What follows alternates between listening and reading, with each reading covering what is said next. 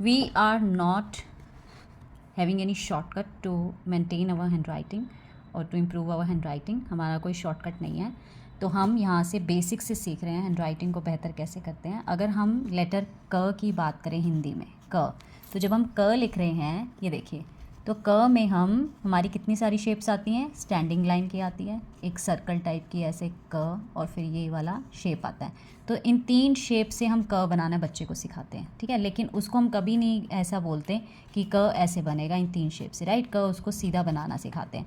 लेकिन अगर हम ऐसे स्टेज पे हैं जहाँ बच्चे को समझा सकते हैं हैंड राइटिंग इम्प्रूव करने के लिए, तो हमें उससे पहले बताना है।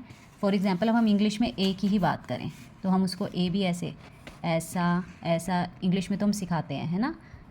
ये tilted line two and then this sleeping line.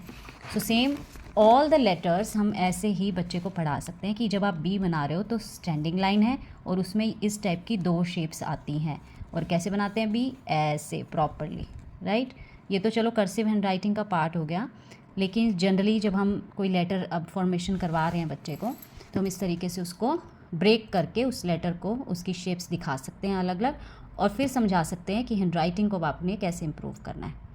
तो क्योंकि बच्चों के दिमाग अलग अलग तरीके से काम करते हैं या अलग अलग तरीके से समझते हैं, तो हम किसी एक मेथड से अगर हम जहाँ जा रहे हैं बच्चे को सिखाने कि चलो ए को ऐसे ही लिखो, बी को ऐसे ही लिखो, और अगर नहीं वो समझ पा रहे तो आप उनको ब्रेक करके बताइए। सी है तो सी तो चलो सिंपल है, half circle, but then D है तो बताइए standing line and then half circle and then this is D. Like this you can explain to a child or to a to a toddler or a child. Thank you so much.